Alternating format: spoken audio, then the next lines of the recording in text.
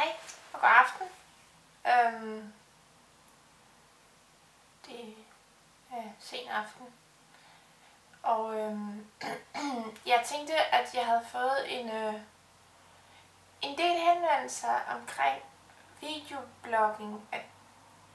At det synes jeg er meget fedt, og 2, så har jeg fået nogle henvendelser omkring, at der var godt mange piger, der godt kunne tænke sig at høre om, hvordan det var, jeg fandt ud af, at jeg var særlig sensitiv.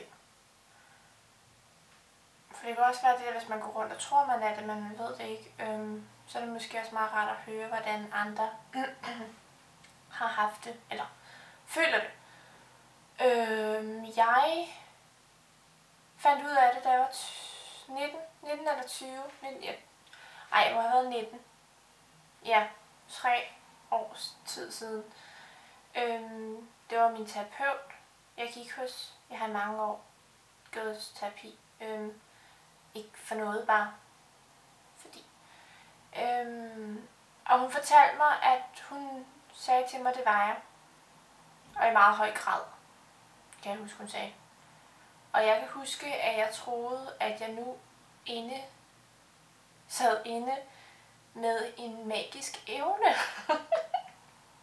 Jeg troede helt seriøst, at jeg havde fået en eller anden magt, eller en eller anden gave, altså jeg kunne bruge, virkelig fysisk bruge.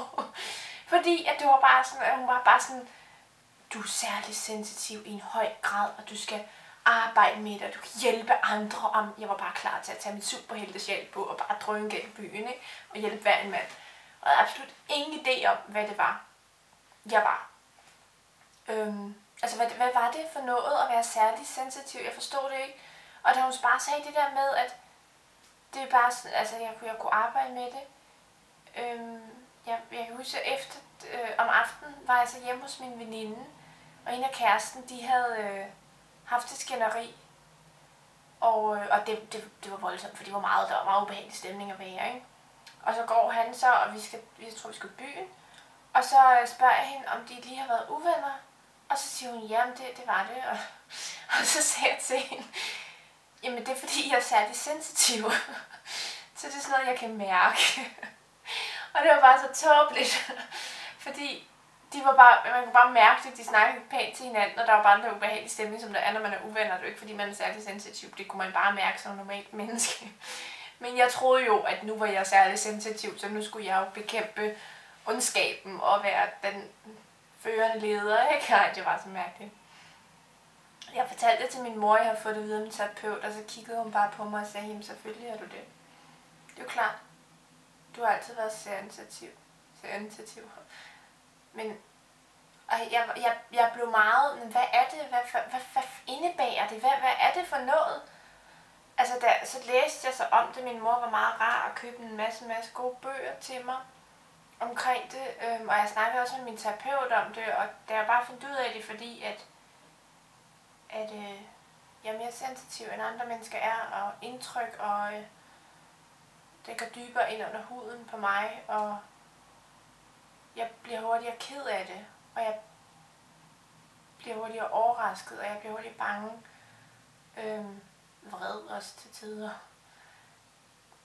Og ja, det har været svært for mig. Altså jeg følte ikke, jeg var et sensitivt barn, eller jo, det var jeg vel nok. Jeg var et barn, hvor jeg ville ikke have nogen, der var kede af det rundt om mig, og som barn kan man jo ikke tilfredsstille alle, og jeg blev meget ked af det, hvis folk rundt om mig var kede af det. Det påvirkede mig meget, og jeg havde meget svært ved at udtrykke mine følelser, da jeg blev ældre. Altså ved 10 års eller 10 eller 12 års alderen. Jeg var meget dårlig til ligesom at fortælle, hvordan jeg havde det. I stedet for reagerede jeg i vrede.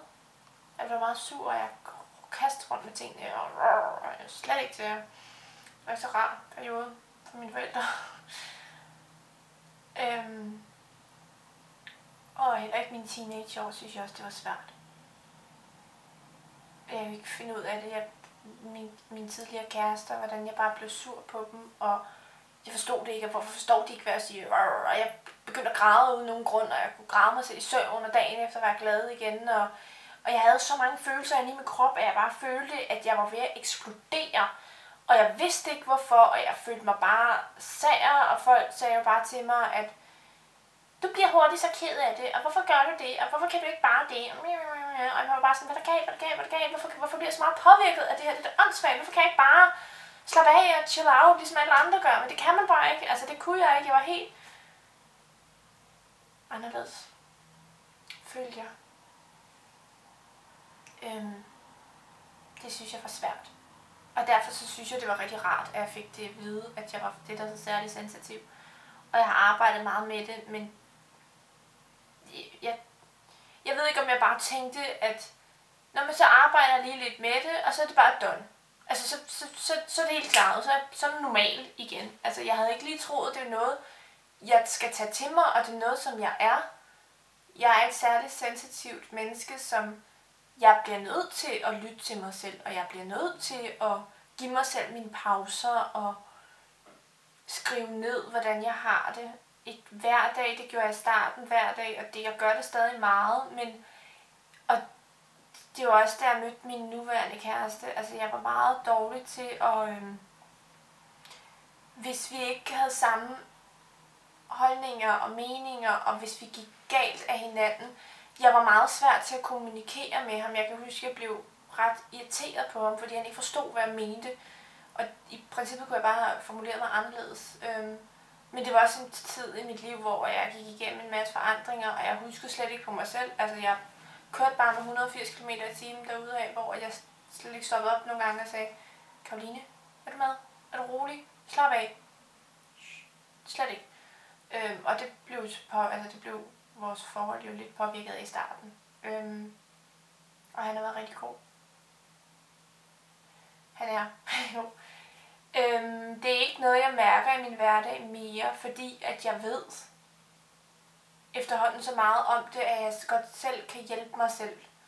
Altså hvis jeg bliver ked af det, eller hvis der er et eller andet, kan jeg godt lige sige, ved du hvad, jeg tager lige 5 minutter, men altså jeg kan stadig, hvis jeg er et rum fyldt med mennesker, så kan jeg også godt, der er mange, og hvis jeg er i sådan et rum, hvor der er en dominerende person, som bare råber og skriger, eller virkelig, altså både på en god og dårlig måde, altså dominerende på grinende og sjov og haha, også dominerende på den dårlige måde, råber og skriger led, ikke?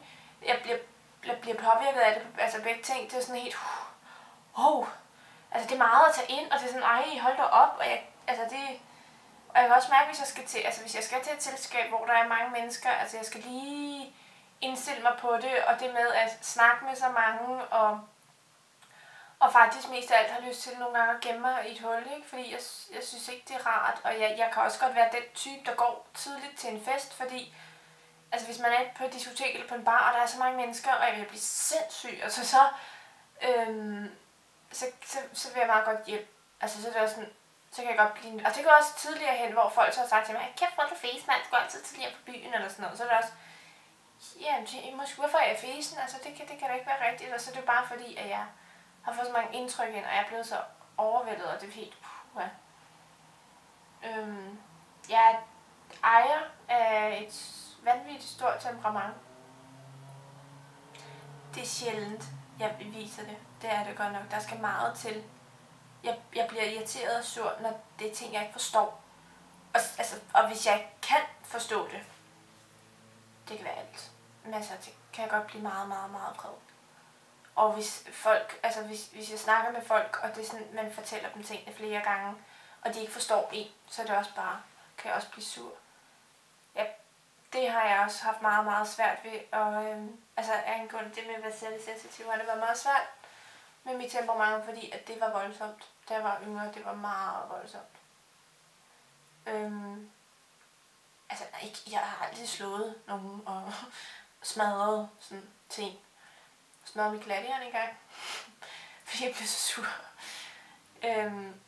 Jeg husker min bror, jeg havde fået farvet lysestriber, og så sagde min bror til mig, det er rigtig fint, men det ser måske lidt gråt ud. Og jeg tror virkelig, han mente det i den sødeste mening. Jeg blev simpelthen så sur, at jeg trampede op af trapperne, og jeg smækkede med døren, og jeg kastede rundt med tingene, og lortefamilie, og altså hvis jeg så mig selv dengang, som jeg var, det ville jeg meget være svært ved at kende. Men det er det med, at man reagerer i, det er jo ligesom særligt sensitive børn. Et lille barn har meget svært ved at sætte sig ned og sige, jeg bliver rigtig ked af, når det er, du driller mig, fordi så kan jeg mærke, at det går mig på. Det børn er ikke så gode til, så i stedet for skal det være, de slår, de græder, de råber, de skriger. Og i princippet så er det faktisk bare, fordi de har svært ved at sætte ord på deres følelser, og det havde jeg også. Og det træner jeg stadig, altså det med, at hvis man har en dag, hvor at man bare, der sker en masse ting, og man er sådan helt, hvad er det egentlig, jeg føler lige nu, og hvordan har jeg det faktisk med det, og altså, det træner, det lyder så mærkeligt. Men med min kæreste, vi snakker, altså, så snakker vi altså, sådan, om dybe ting, og sådan, hvorfor fik man det sådan, hvorfor snakkede man sådan, og hvorfor gjorde vi det, og hvordan kan det være, og det bliver meget tørt, hvis vi skal snakke sådan hver gang, man har en samtale, ikke? Hvorfor, hvordan, og uddybe dine følelser, så vi gør det en gang imellem, hvor at, vi prøver ligesom at grave helt ned.